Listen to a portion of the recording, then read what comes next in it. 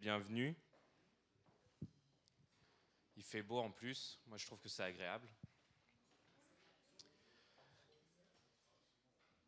Alors, cette semaine, je me suis rendu compte de quelque chose, en fait. Ça faisait déjà un mois à peu près que j'avais mal au niveau du bras, au niveau des vertèbres. Et ça faisait là où cette semaine, en fait, j'ai dit à ma femme, je fais « Ah, c'est bizarre, j'ai pas mal ». Et je me suis dit, en fait, on ne prend pas le temps de voir toutes les bénédictions et tout ça. Et j'avais un chant en tête. Alors, je chante très très mal, désolé, mais c'est « Compte les bienfaits de Dieu, mets-les tous devant tes yeux. Tu verras en adorant combien le nombre en est grand. » Et en fait, je voulais vraiment introduire ce culte à se focaliser sur les bienfaits de Dieu, les bénédictions. Et il y a un passage que j'ai lu, c'est le psaume 8, versets 4 à 5, c'est « Quand je contemple le ciel que tes doigts ont façonné, les étoiles et la lune que tes mains ont disposées, je me dis, qu'est-ce que l'homme pour que tu prennes soin? Et qu'est-ce qu'un être humain pour qu'à lui tu t'intéresses ?» Et vraiment, je voulais remercier Dieu pour toutes les bénédictions, les petites, les grandes, et voilà. Merci Seigneur, merci parce que il fait beau Seigneur. Merci parce que ce matin on s'est levé sans souci Seigneur. Merci parce que Nathanaël a fait son vaccin et tout s'est passé bien Seigneur. Merci parce que je n'ai plus mal au bras Seigneur.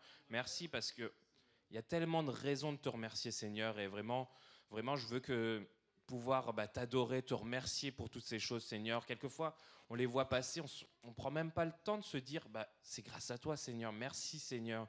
Et je veux vraiment te remettre à ta place, Seigneur, sur ce Dieu qui bénit, qui est vraiment bon et compatissant, Seigneur. Et merci pour tout, Seigneur. Je te remets aussi ce culte, Seigneur. Vraiment, bénis-le, bénis tous les intervenants, bénis nous aussi qui allons écouter tous ces échanges, Seigneur. Tu veux nous parler tellement comme c'est dit, tantôt d'une manière, tantôt d'une autre. Et vraiment, bénis ce moment, Seigneur, qui est mis pour toi, à part pour toi, Seigneur. Gloire et louange te soient rendues, Seigneur. Amen.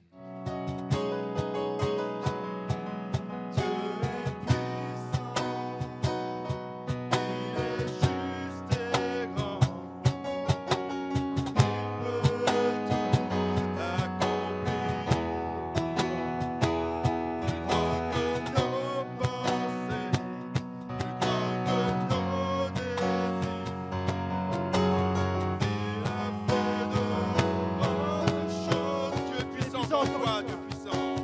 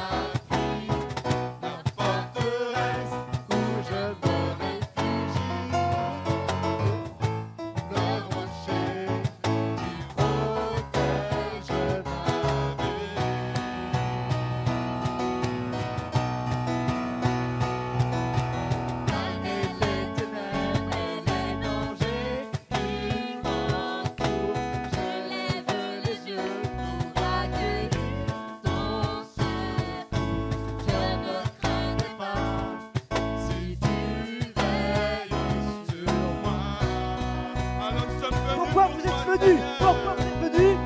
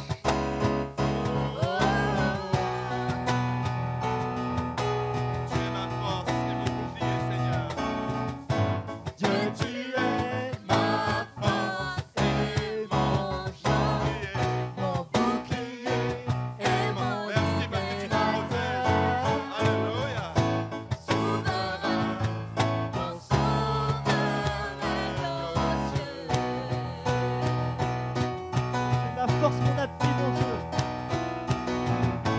Dieu, tu es ma force, mon réconfort et mon plus tendre ami. Un rempart devant mes ennemis.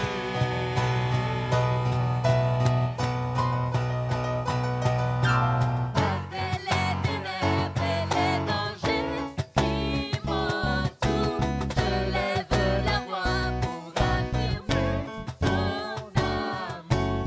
Je ne craindrai pas si tu es près de moi. Alors dites-moi, pourquoi vous êtes venus ici? Pourquoi vous êtes là? Dites-moi. Je suis venu te rencontrer et proclamer que tu es fort et puissant. Ne peut te résister, sois glorifié. Dieu, tu es fort et puissant. Rien n'est impossible à toi, roi des rois. Que tu es fort et puissant, au-dessus de tous les noms, nous déclarons que tu es fort et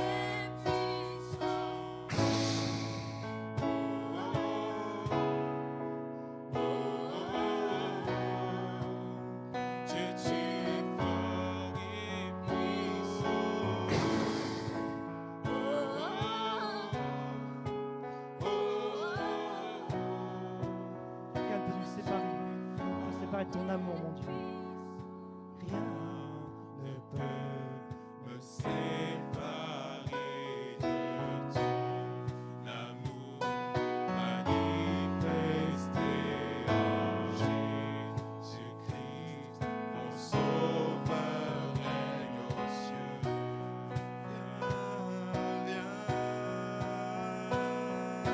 Rien ne peut me séparer de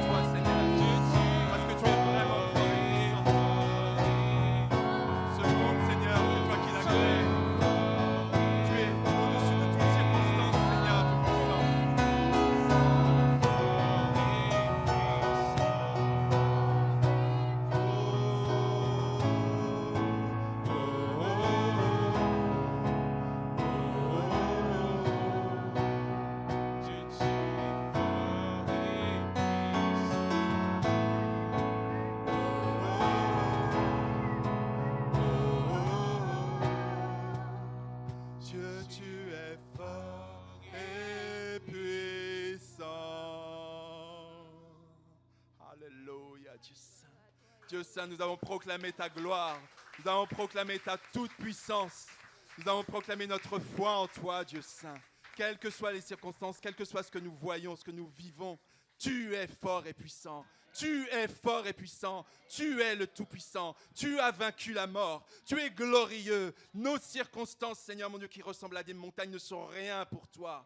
Qu'est-ce que des montagnes pour le roi des rois et le Seigneur des seigneurs? Oui, elles nous impressionnent, mais elles ne sont rien pour toi. Et Seigneur, nous voulons être dans ta main, sur ton épaule, là où tu es, Seigneur Dieu Tout-Puissant, voir les choses comme toi tu les vois, et voir les montagnes toutes petites, te voir grand, parce que tu es grand, Seigneur. À toi l'honneur et la majesté. Alléluia, Dieu Saint. Et ta vie, Seigneur, alors en retour, nous voulons simplement te donner nos cœurs, Seigneur. Que notre vie t'honore, Seigneur. Que nos paroles t'honorent, Seigneur. Que nos actions t'honorent, Seigneur. Toi qui es merveilleux. Toi qui es au-dessus de tout, Seigneur. Nous voulons le dire ce matin. Tu es merveilleux.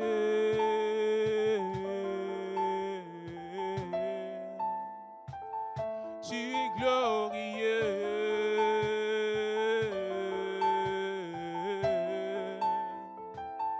Tu es magnifique.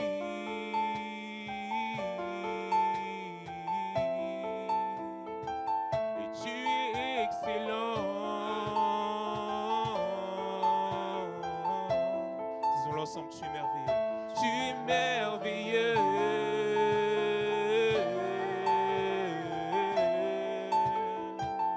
Tu es glorieux.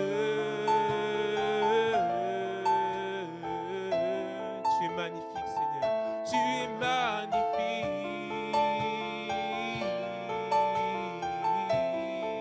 Et tu es excellent.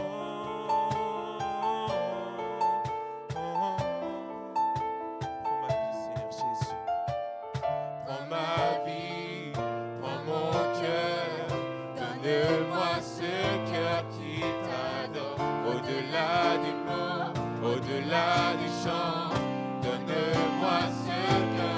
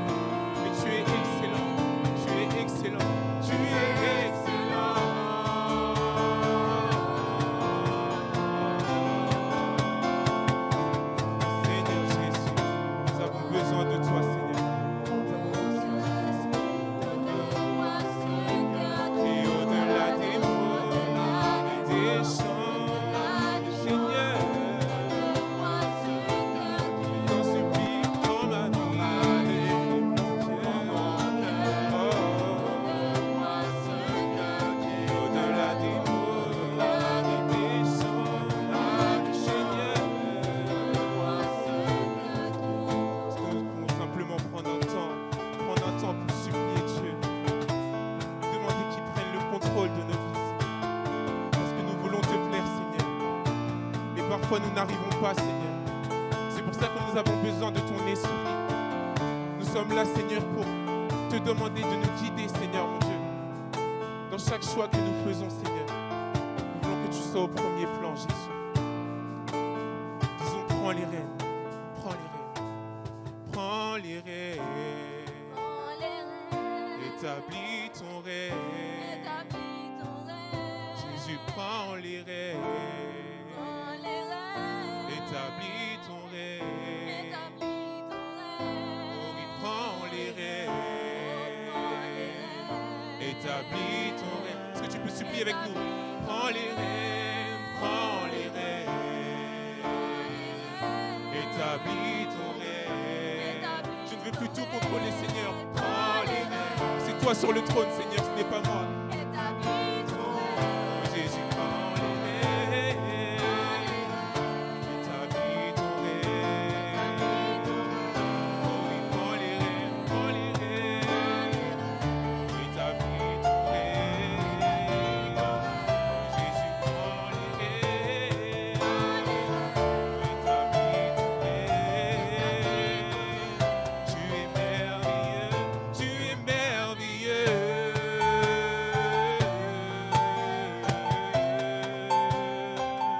Tu es glorieux.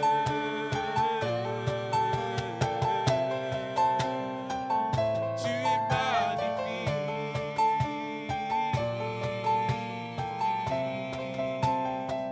Et tu es excellent. Sans les instruments, on peut simplement dire prends ma vie. Prends ma vie, prends mon cœur. Donne-moi ce cœur qui Au-delà de ce que je t'adore, dis, Seigneur. au-delà des mots, au-delà des chants. Donne-moi ce Comme une cœur prière, qui prends ma t'honore. vie, Prends ma vie, mon cœur, prends mon cœur. Oh, Donne-moi ce cœur qui au-delà des t'adore, mots, au-delà des des mots, chants, au-delà des chants. Seigneur, Donne-moi ce une dernière cœur fois, qui prends ma t'honore. vie, Prends ma vie, prends mon cœur. Donne-moi ce cœur qui t'adore, au-delà des mots, au-delà des chants. Donne-moi ce cœur qui t'honore. Amen, amen, amen, amen. Amen, Seigneur Jésus. Parce que nous ne pouvons rien sans toi, Seigneur Jésus. Oui, c'est vrai, des fois nous avons des bonnes idées. Nous avons de bonnes idées, Seigneur. Nous avons de beaux projets pour nos vies, Seigneur. Mais tes projets sont plus beaux que nos projets. Tes projets nous mènent plus loin que nos projets, Seigneur. Nos projets, Seigneur, sont tournés vers nous, Seigneur, mais nous voulons des choses qui sont tournées vers toi. Parce que nous savons que tu es fidèle, Seigneur Jésus. Nous savons que tu ne nous délaisseras pas, Seigneur Jésus. Notre sécurité, elle est en toi, Seigneur Jésus. Elle n'est pas dans nos plans, Seigneur, elle est en toi, Seigneur Jésus. Alors prends nos vies, prends nos cœurs. Donne-nous ce cœur qui t'adore, ce cœur qui t'honore, ce cœur qui te rend gloire, Seigneur Jésus. Alléluia. Nous pouvons simplement prendre un temps où nous élevons la voix vers Dieu. Cette parole que Daniel a apportée sur ce mur. Et le Seigneur, c'est lui qui abat les forteresses. C'est lui qui abat les murs. Lisez dans la parole, dans Josué 6, si ma mémoire est bonne, ce qui est dit sur la prise de Jéricho. Sur la prise de Jéricho, ce que Dieu a demandé de faire. Peut-être que Dieu a dit de le faire de cette façon à l'époque. Peut-être que Dieu te donnera la capacité d'abattre ce mur. Parce qu'il a tout vaincu. Le voile est déchiré, la séparation entre lui et toi est déchirée. Elle n'existe plus. Et les forteresses s'abattent au nom de Jésus-Christ. Dieu a fait ainsi dans Josué, avec Josué. Peut-être qu'il veut faire différemment aujourd'hui. Mais inspire-toi de ce que le Seigneur veut faire. Demande au Seigneur ce qu'il veut faire. Mais il veut abattre ce mur. Ce mur de timidité, ce mur d'opposition, ce mur d'impossibilité, ce mur de sous-estime de soi. Il est abattu dans le nom de Jésus-Christ. Il est déjà vaincu à la croix. Alléluia. Gloire à toi, Seigneur. Merci de nous donner de saisir nos victoires, de prendre nos victoires, Dieu saint. Amen. Alléluia, Dieu saint. Amen. Jean-Yves, je ne sais pas où tu es. Bonjour. J'espère que vous allez bien, que Dieu vous a fait du bien déjà dans cette matinée. Au travers de la louange, au travers de l'adoration, Dieu vous a béni. Je vais prier pour introduire ce message. Je suis désolé, mais j'aime bien voir un peu plus, moi. C'est bon? Seigneur, nous sommes devant toi encore ce matin pour entendre ta parole, pour entendre ce que toi tu as à nous dire, Père. Tu connais mes faiblesses, tu connais mes manquements, mais ce matin, je veux annoncer ce que tu as mis sur mon cœur. Tu sais ce dont nous avons besoin. Alors ce matin, donne gloire à ton nom au milieu de nous ce matin. Et que ta parole guérisse, que ta parole restaure. Ta parole délivre, comme nous l'avons entendu ce matin. Tu es le Dieu Tout-Puissant. Et ce matin, nous venons devant toi autour de ta parole parce que c'est elle qui nous conduit. Avec ton Saint-Esprit, alors donne gloire à ton nom, Père, au nom de Jésus. Amen.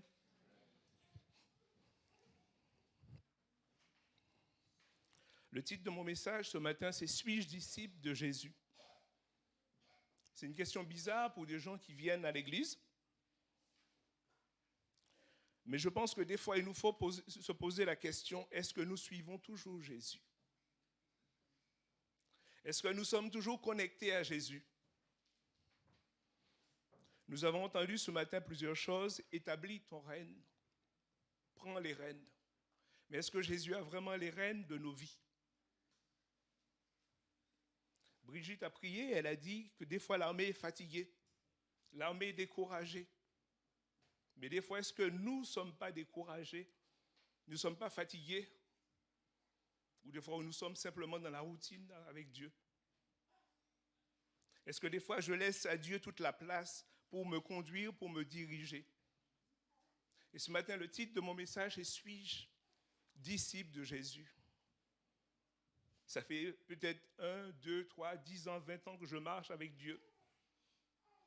Est-ce que je suis toujours disciple de Jésus ? Est-ce que ce matin, Dieu ne me dit pas « Il faut que tu fasses un pas de plus avec lui ». Il faut que tu avances. Il faut que tu arrêtes de tourner en rond, un peu comme le peuple d'Israël dans le désert. Parce qu'il y a des moments dans nos vies où on a l'impression de tourner en rond. Et peut-être pour toi qui viens pour la première fois ou depuis plusieurs fois dans cette église, le message « Je dois être un disciple de Jésus ». Et pour être un disciple de Jésus, il faut rencontrer celui qui est venu mourir à la croix pour toi et pour moi. Il faut naître à la vie de Dieu et s'engager avec lui. Et ce matin, je veux qu'on lise ensemble Jean, chapitre 6, les versets 22 à 31. J'espère que... Ah non, c'est pas ça. C'est bon ? C'est pas ça ?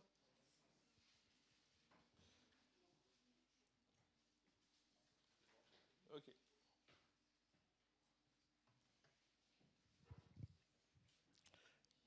Je vais prendre ma Bible pour lire.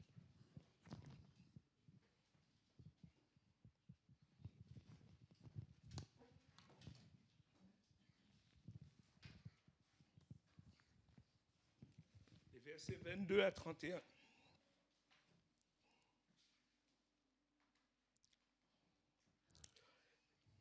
C'est après que Jésus ait fait le miracle des pains. On est au lendemain. Il nous est dit le lendemain, ceux qui étaient restés sur l'autre rive se rendirent compte qu'il n'y avait eu là qu'un seul bateau et que Jésus n'avait pas accompagné ses disciples. Ceux-ci étaient repartis seuls. Entre-temps, d'autres bateaux étaient arrivés de Tibériade, près de l'endroit où cette foule avait été nourrie après que le Seigneur eut remercié Dieu. Quand les gens virent que Jésus n'était pas là, et ses disciples non plus, ils montèrent dans ces bateaux pour aller à Capernaum à la recherche de Jésus. Ils le trouvèrent de l'autre côté du lac et lui demandèrent, « Maître, quand es-tu venu ici ?» Et écoutez la réponse de Jésus. Jésus leur répondit, « Vraiment, je vous l'assure, si vous me cherchez, ce n'est pas parce que vous avez compris le sens de mes signes miraculeux.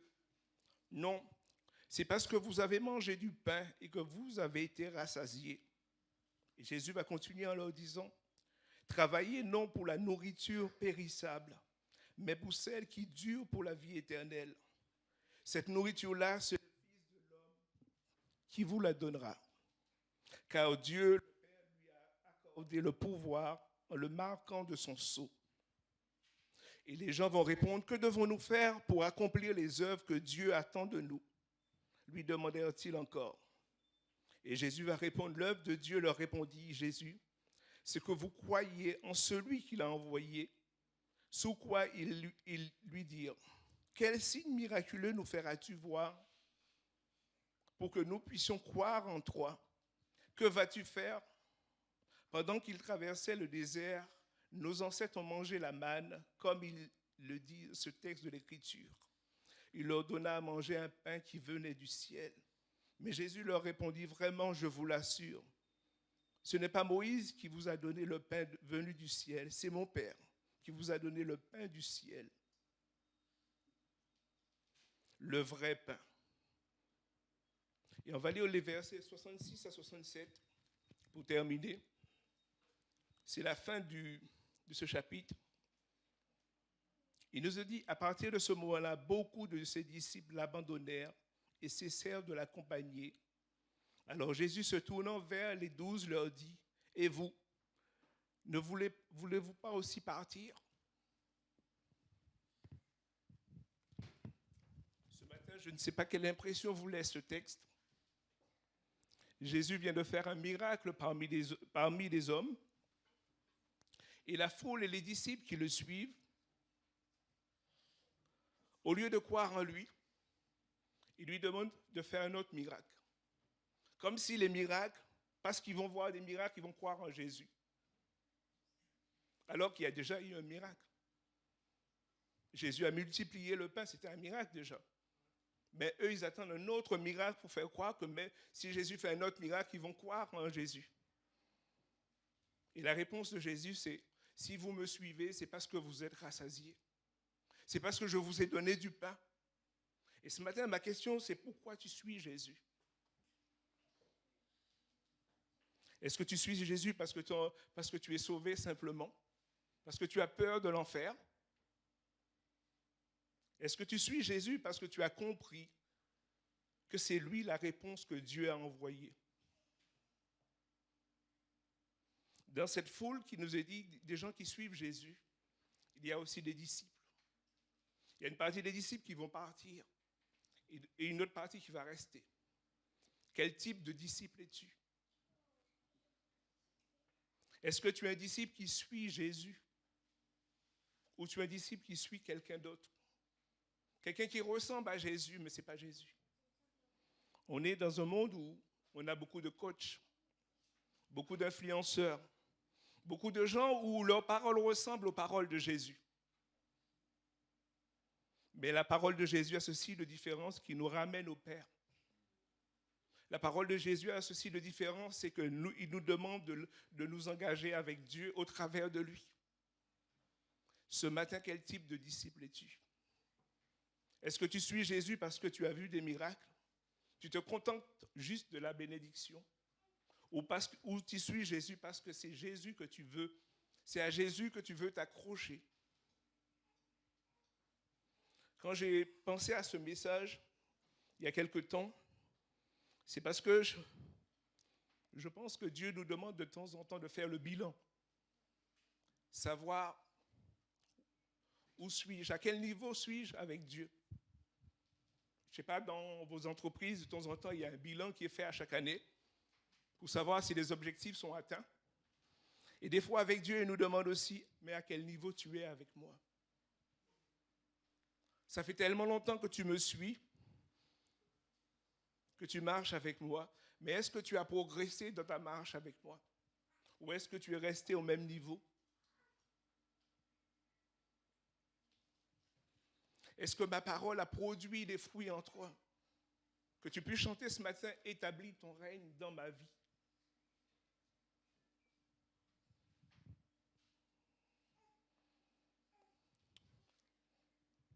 Qu'est-ce qu'un disciple? La définition que j'ai trouvée, c'est une personne qui reçoit l'enseignement d'un maître ou qui adhère aux doctrines d'un maître. Est-ce que ce matin, nous obéissons à la doctrine de Jésus? Est-ce que nous avons compris que ce matin, si nous voulons être son disciple, il faut marcher selon ce qu'il a dit dans sa parole? Pas dans une parole qui ressemble au sien, pas dans des discours ou des philosophies qui s'en approchent. Ce matin, est-ce que tu obéis à la parole de Jésus?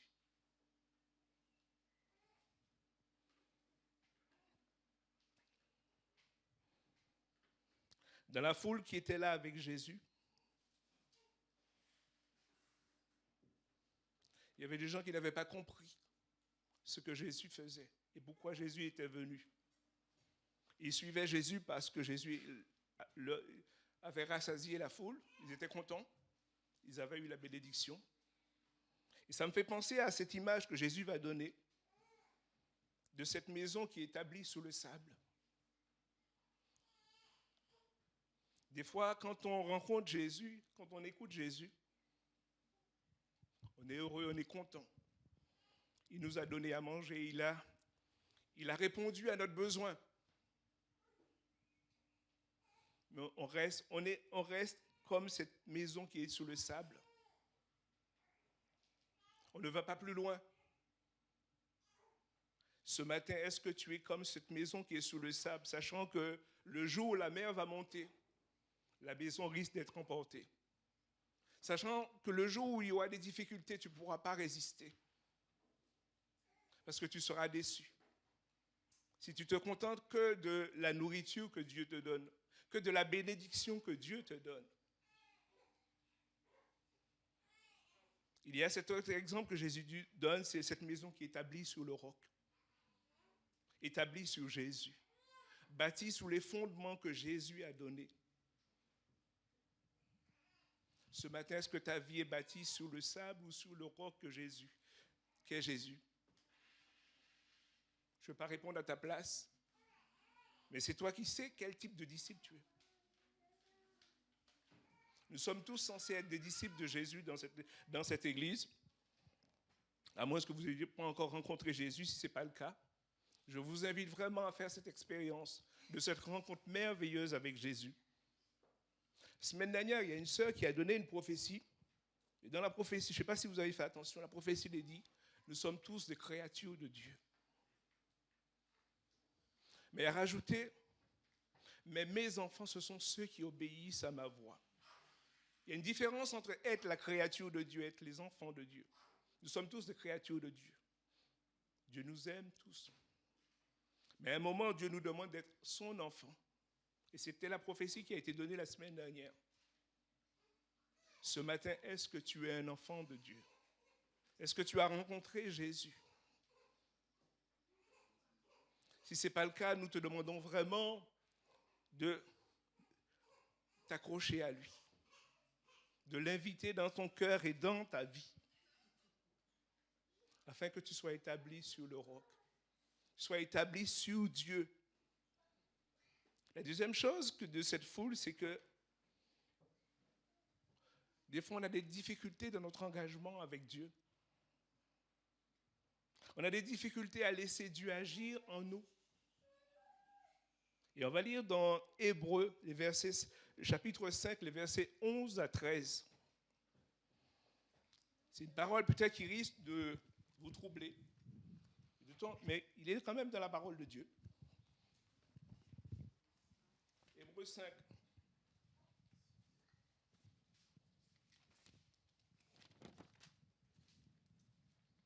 Les versets 11 et 13.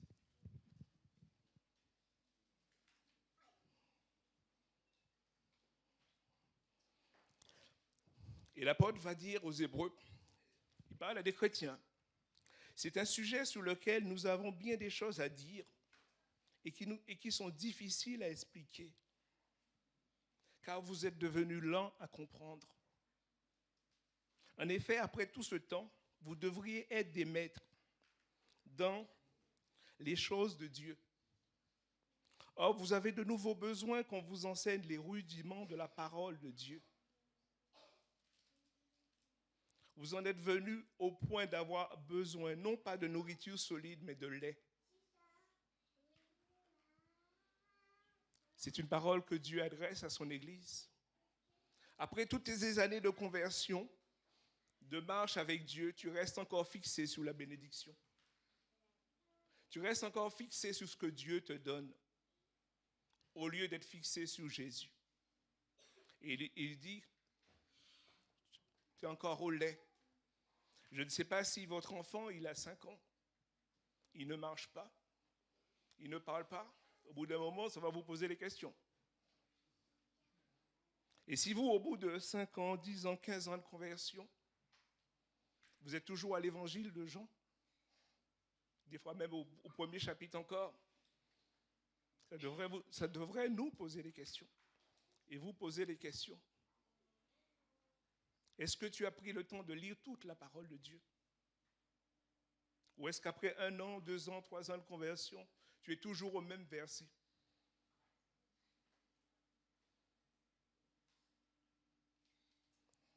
Est-ce que dans ta vie de prière, tu as fait des progrès? Le but du message ce matin, ce n'est pas de dire qu'on est mauvais, c'est juste de dire qu'il faut que je fasse un pas de plus. Il faut qu'on avance. Est-ce qu'après 1 an, 2 ans, 3 ans, 10 ans de conversion, tes moments de prière se limitent juste au moment du repas? Ou le matin ou le soir quand tu as le temps?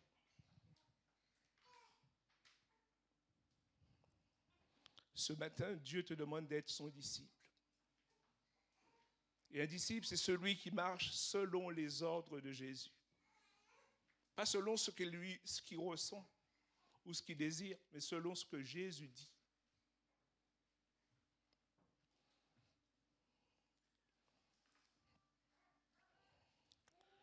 Quand, il y a quelques années, on a fait une semaine de prière, et pendant cette semaine de prière, l'image qui m'est restée, c'est l'image de ce phare.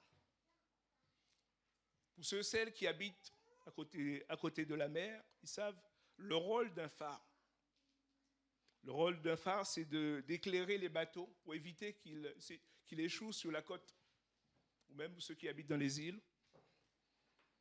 Et cette image-là, c'est que Dieu nous disait en fait que nous sommes des lumières pour éclairer ceux qui ne le connaissent pas. Ce matin, est-ce que tu es un phare?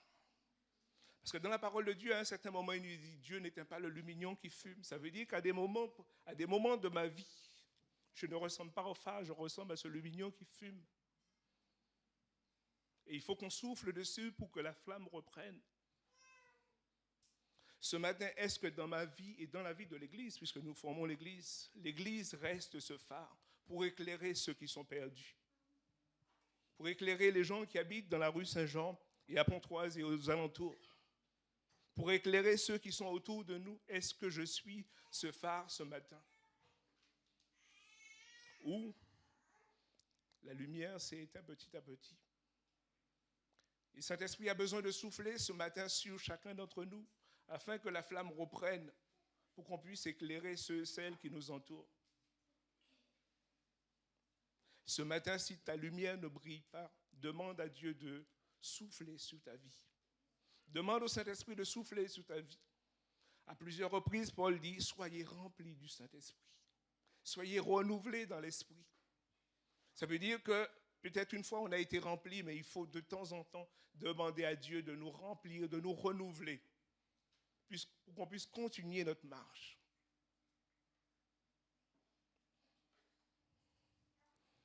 Ce matin, il faut qu'on soit la lumière qui éclaire. Pas le lumignon qui fume, mais la lumière qui éclaire. Je ne sais pas dans ta vie si c'est la lumière ou c'est le lumignon qui fume, mais quelle que soit la situation, Jésus est capable de souffler dessus. pour ramener cette flamme. Je vais voir avec vous le portrait du disciple alors. Et on va lire ça dans 2 Timothée 1. 2 Timothée 2, les versets 1 à 13. 2 Timothée 2, les versets 1 à 13.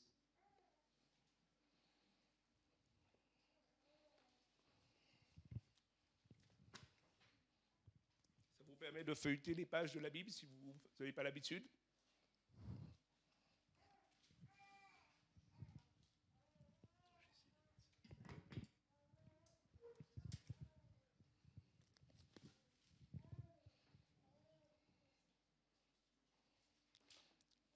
« 2 Timothée, chapitre 2, les versets 1 à 13. C'est Paul qui parle à Timothée, son disciple. Et écoutez ce qu'il dit. « Toi, mon enfant, puise tes forces dans la grâce qui nous est accordée dans l'union avec Jésus-Christ. Et l'enseignement que tu as reçu de moi et de nombreux témoins ont confirmé, transmets-le à des personnes dignes de confiance, qui seront capables à leur tour d'instruire les autres. » Le premier rôle du disciple. « Tel un bon soldat de Jésus-Christ, prends comme moi ta part de souffrance. Celui qui s'engage dans une expédition militaire ne s'embarrasse pas des affaires de la vie civile, afin de donner pleine satisfaction à l'officier qui l'a enrôlé. » Et il continue, « On n'a jamais vu un athlète remporter les prix sans respecter toutes les règles.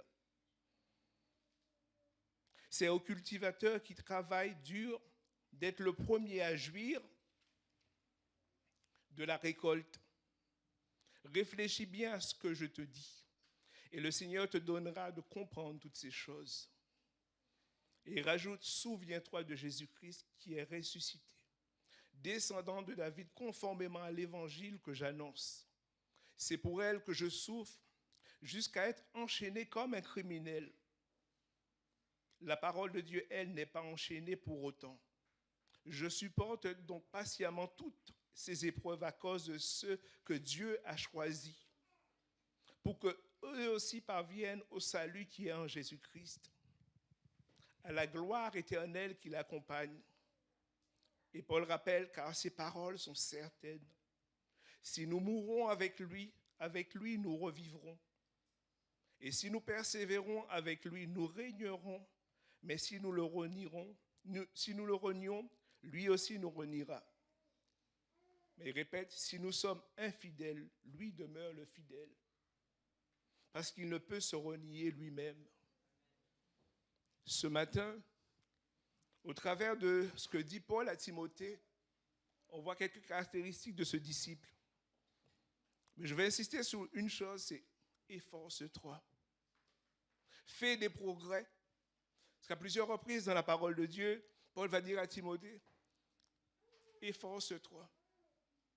Va de progrès en progrès. La vie chrétienne n'est pas une marche où on s'arrête, où on dit tout est acquis, je suis sauvé. Comme ce chant qui dit, on ira tous au paradis. C'est un chant qui dit ça, mais ce n'est pas ce que dit la Bible. Il dit, pour aller au paradis, il faut connaître Dieu. On ne va pas au paradis par ses efforts. On va au paradis parce qu'on connaît Dieu. Parce qu'on a fait la paix avec Dieu.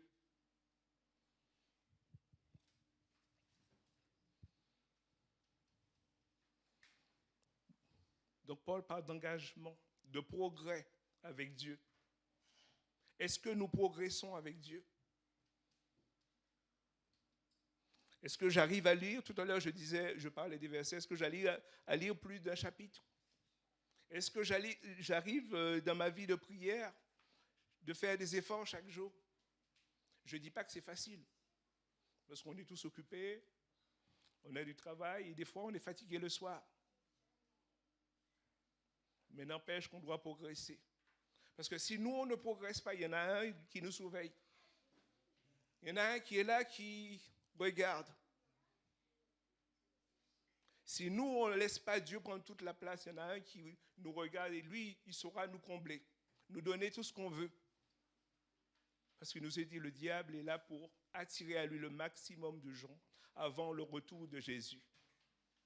Alors, si nous voulons rester dans la foi, il faut vraiment que nous, on fasse le nécessaire. Je ne sais pas si vous m'entendez.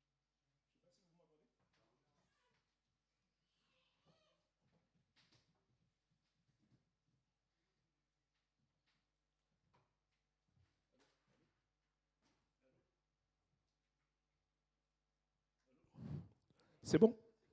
Donc je répète, il y en a un qui surveille, il y en a un qui nous regarde. Et la Bible nous dit même qu'il s'habille en ange de lumière dans l'Église. C'est pour dire que nous devons être vigilants. Nous devons faire des efforts, frères et sœurs, pour marcher en tant que disciples de Jésus. Dieu n'a pas dit que ce sera facile. Et même quand Paul parle à Timothée, il rappelle qu'il est en prison pour l'Évangile.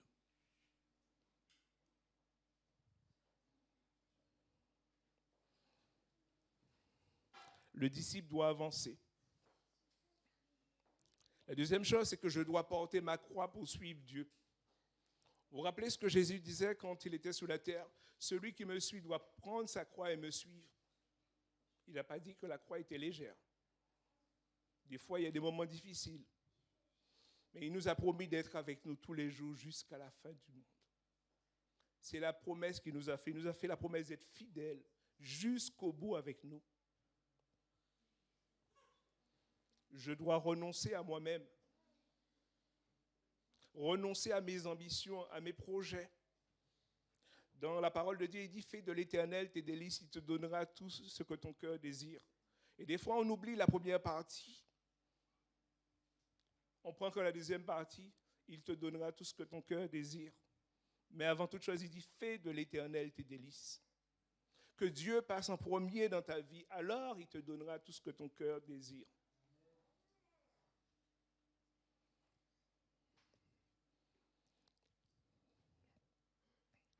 Après, c'est Dieu qui nous choisit. Des fois, nous, on croit que c'est nous qui avons choisi Dieu, mais c'est Dieu qui nous a choisis. Parce que la Bible nous dit qu'un jour, il est mort pour nous. Et il savait qu'un jour, il allait nous rencontrer.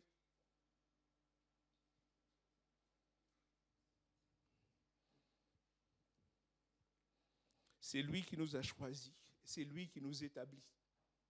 Ce n'est pas nous qui nous établissons. Parce que le champ dans lequel nous travaillons, c'est le champ de Dieu.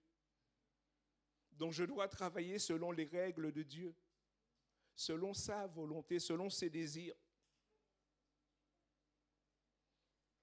Dans Matthieu 6, au chapitre 8, les versets 23 et 25, il nous est parlé que Jésus était dans la barque avec les disciples.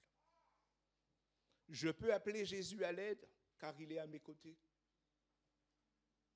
Si je ne prie pas, si je ne lis pas sa parole, si je viens à l'église de temps en temps, je peux crier à Dieu, il va me répondre. Mais des fois, je risque de l'entendre de loin si je n'ai pas cette communion avec lui. Les disciples étaient dans la barque avec Jésus, donc quand ils ont appelé, Jésus a pu répondre tout de suite, parce qu'ils étaient à côté de Jésus. Ce matin, est-ce que tu as cette intimité avec Dieu? Il est à côté de toi. Où tu as mis une distance entre toi et Dieu. Ce matin, je répète, le but, ce n'est pas de dire que nous sommes mauvais, c'est de dire qu'on doit faire un pas de plus avec Dieu. On ne peut pas rester dans la situation où on est. On ne peut pas tourner en rond, mais il faut qu'on avance avec Dieu. Si nous voulons voir ces miracles, si nous voulons voir les délivrances, tout ce que nous avons chanté ce matin, il y a un prix à payer. Il y a un exemple qui me vient, c'est que quand on parle de pardon dans l'Église, des fois on dit que le frère ou la sœur m'a fait telle chose, je lui ai pardonné. Et cette semaine, je réfléchissais, il y a des fois, quand on dit ça, mais dans nos cœurs, des fois, on dit, mais c'est vrai, il m'a pardonné, mais il y a quand même des fois des racines dans nos cœurs. Comme on est chrétien, on ne va pas dire je souhaite qu'il lui arrive la même chose. Mais des fois, on le pense tellement que ça reste dans nos cœurs. Et le pardon n'est qu'en surface. Mais est-ce que tu as vraiment pardonné? Si les racines sont là, si à chaque fois je vois la personne, je me souviens de ce qu'il m'a fait, c'est qu'il y a les racines encore qui sont là. C'est que je dois venir devant Dieu demander pardon vraiment. Que Dieu me libère vraiment. Parce que des fois on pardonne, mais dans nos cœurs il y a un peu de rancune. Pour ne pas dire des fois de la haine.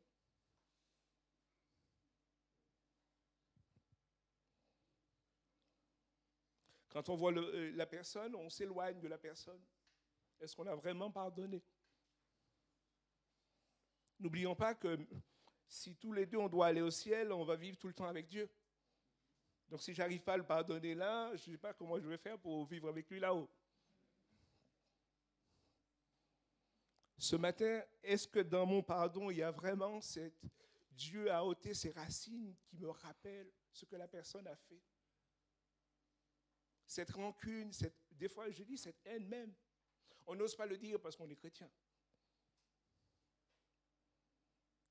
Ça peut être dans mon couple. Ça peut être dans les relations entre parents et enfants, entre frères et sœurs. Est-ce que j'ai vraiment pardonné quand j'ai demandé pardon? Est-ce qu'il n'y a pas encore des racines qui sont là? Et à chaque fois que je vois la personne, je répète et j'insiste.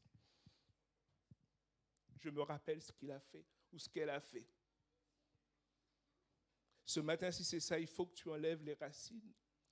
Et laisser Dieu enlever toutes les racines de rancœur, d'amertume, de haine qui t'empêchent vraiment de voir la gloire de Dieu dans ta vie.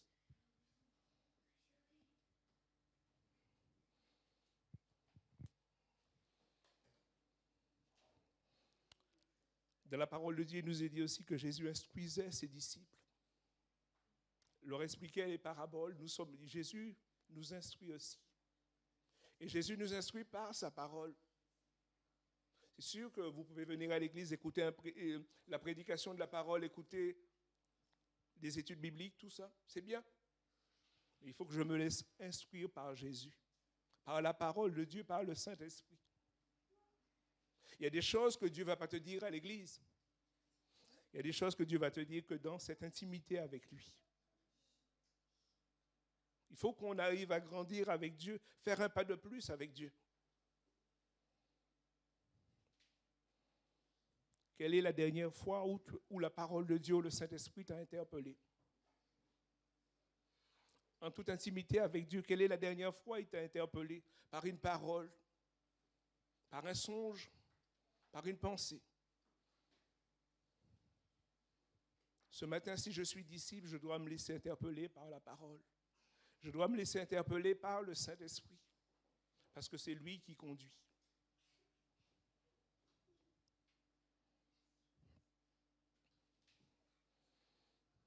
Et la dernière partie de mon message, quelle est la mission du disciple? J'espère qu'on est dans cet état d'esprit, on dit à Dieu, je veux faire des progrès avec toi. Je veux aller de l'avant avec toi.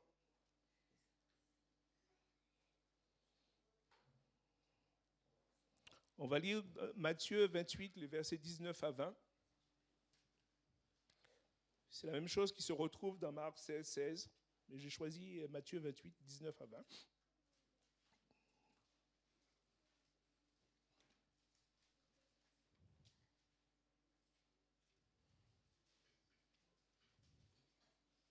Parce que faire la volonté de Dieu, c'est faire ce qui plaît à Dieu.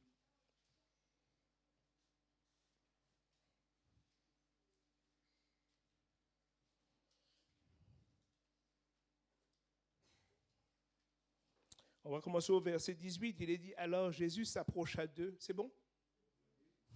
Alors Jésus s'approcha d'eux et leur parla ainsi, j'ai reçu tout pouvoir dans le ciel et sur la terre. Allez dans le monde entier, faites des disciples parmi tous les peuples. Baptisez-les au nom du Père, du Fils et du Saint-Esprit. Enseignez-leur à obéir à tout ce que je vous ai prescrit. Voici, je suis avec vous tous les jours jusqu'à la fin du monde. C'est la mission que Dieu nous a donnée. Faire des nations des disciples. Et nous avons l'assurance qu'il sera avec nous jusqu'au bout. Si nous marchons dans ses paroles, si nous sommes impliqués.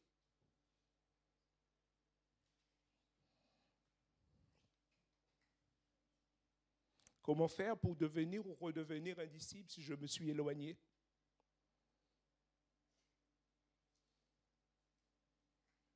Je dois ressembler à Jésus.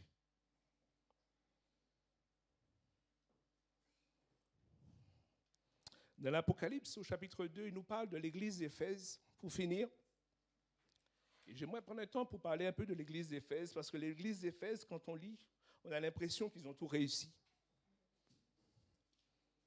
Mais pourtant, ce n'est pas ce que Dieu dit. Chapitre 2, les versets 2 à 5.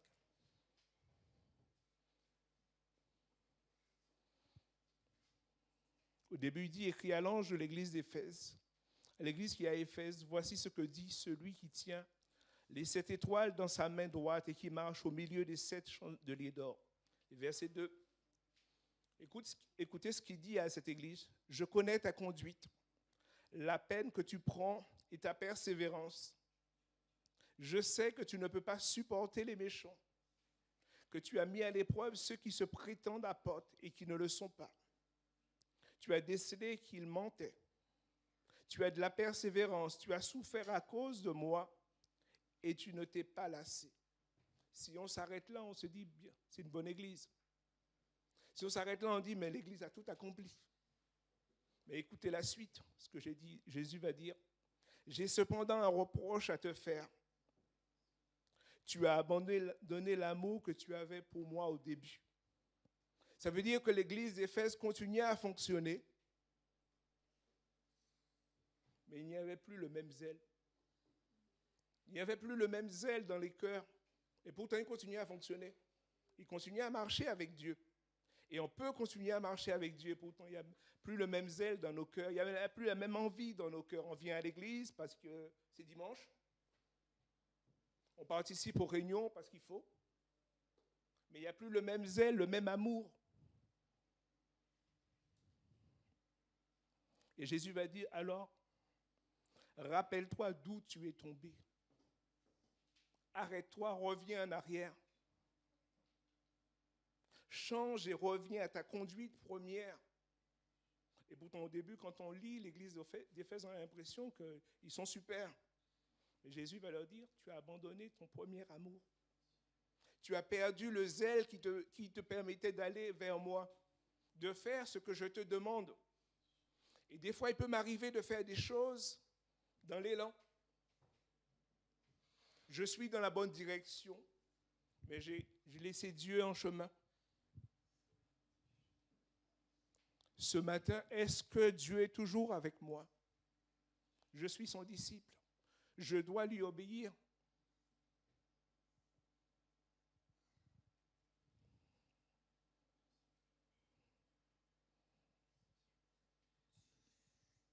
Rappelle-toi d'où tu es tombé, change et reviens à ta conduite première. Sinon, je viendrai à toi et je déplacerai ton chandelier si tu ne changes pas.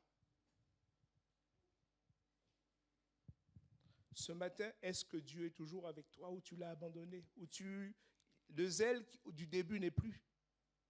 Si c'est le cas, il faut que tu reviennes en arrière, il faut que tu t'arrêtes.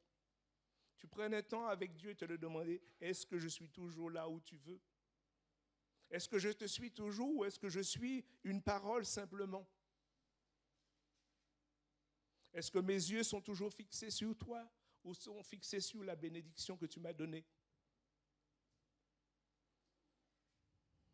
Ce matin, je rappelle le but, c'est qu'on avance un peu plus avec Dieu, qu'on fasse un pas de plus avec Dieu. Rappelle-toi d'où tu es tombé si tu n'es plus comme Dieu veut. Reviens en arrière, fais un pas, fais une pause. Mets ta vie sur pause pour rattraper Jésus. Pour que Jésus puisse venir te rejoindre.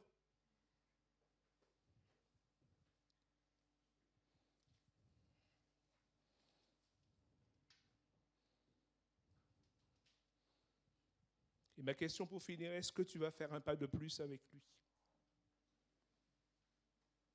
ce matin afin d'être son disciple? La réponse t'appartient. Mais il faut qu'on fasse un pas de plus avec lui parce qu'on ne pourra pas avancer s'il n'est pas avec nous. Peut-être que tu viens dans l'église depuis quelque temps et tu hésites encore en te disant, est-ce que je dois me faire baptiser? Il faut que je passe un cap. Je ne peux pas reporter. Si j'ai rencontré Jésus, Jésus me demande de m'engager.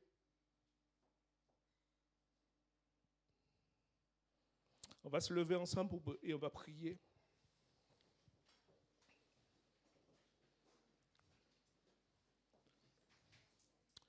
Seigneur, je veux te remercier pour ta parole qui est la vérité. Tu me demandes, est-ce que je suis ton disciple? Tu connais mon cœur, tu connais ma vie.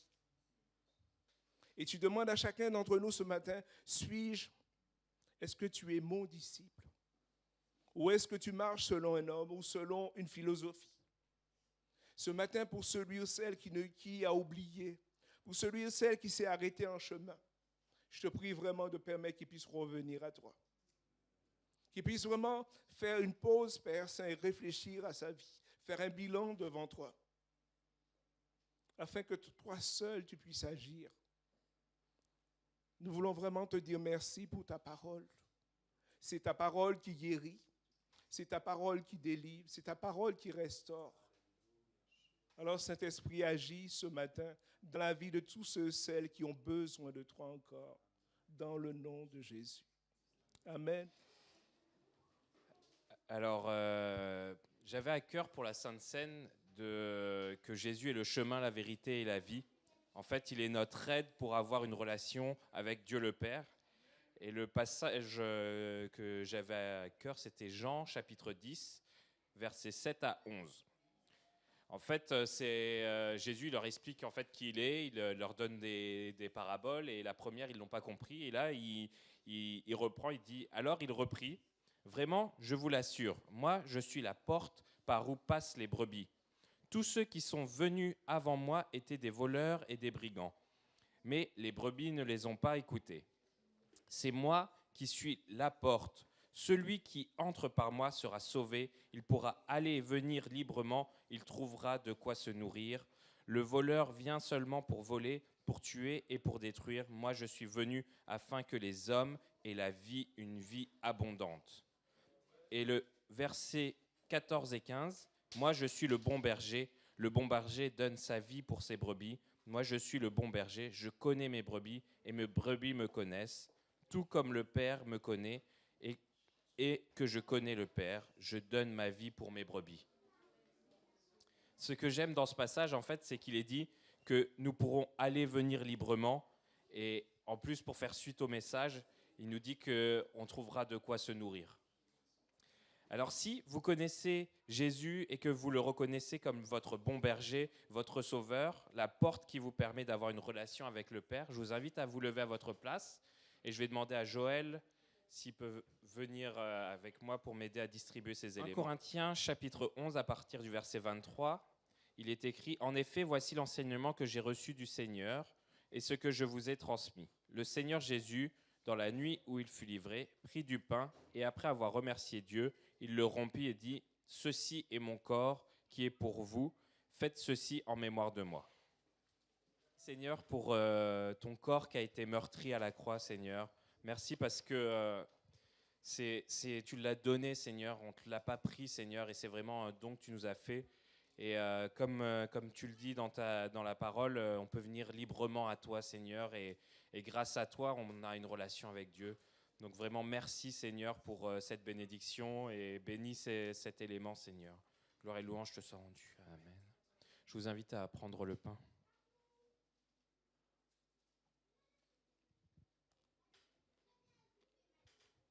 De même, il prit la coupe après le repas et dit « Cette coupe est la nouvelle alliance de Dieu garantie par mon sang. Toutes les fois que vous en boirez, faites-le en mémoire de moi. En effet, jusqu'à ce que le Seigneur vienne, vous annoncez sa mort toutes les fois que vous en mangez de ce pain et que vous buvez cette coupe. » Merci Seigneur. Merci Seigneur pour ce vin que tu nous offres aujourd'hui. C'est le symbole de ton sang quand tu as perdu la vie pour nous. Quand tu as perdu la vie pour nous libérer de nos péchés, pour nous libérer de nos maladies, pour nous donner accès libre à notre Seigneur Dieu Tout-Puissant, sans passer par des intermédiaires. Merci Seigneur pour ton acte de bravoure que tu as fait pour nous sur la croix. Merci de nous avoir délivrés, de nous avoir aidés à nous en sortir. Que serions-nous si tu n'avais pas fait tu n'avais pas agi sur nous pour toute cette mission que tu as accomplie de la part du Seigneur Dieu. Merci encore pour ton acte de bravoure, amour. Amen. Amen. Je vous invite à prendre la coupe.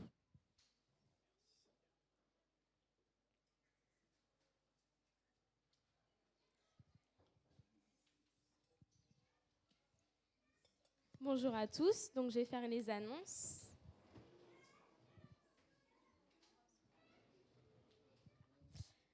Donc du mardi au vendredi, on aura nos groupes de maison cette semaine. Au fond de l'église, vous avez le récapitulatif des différents groupes de maison et des responsables et les coordonnées. Pardon ? Ah, ok. Donc si jamais vous avez besoin de plus de renseignements, vous pouvez aller voir Georges. Au 28, la semaine prochaine, on aura la convention nationale. Donc il n'y aura pas culte ici, puisque on est tous invités à aller à Troyes la semaine prochaine. Il y a des inscriptions pour les ateliers. Normalement, Sarah a envoyé toutes les infos sur le groupe WhatsApp de l'église. Donc on vous invite à aller voir. Et pour le covoiturage, il faudra vous rapprocher de Marie-France pour vous manifester si vous avez besoin de transport ou non. Voilà. Marie-France, tu peux lever la main, s'il te plaît. Merci. Voilà, donc j'ai prié pour clôturer le culte. Seigneur, je te remercie pour ces temps qu'on a pu passer ensemble.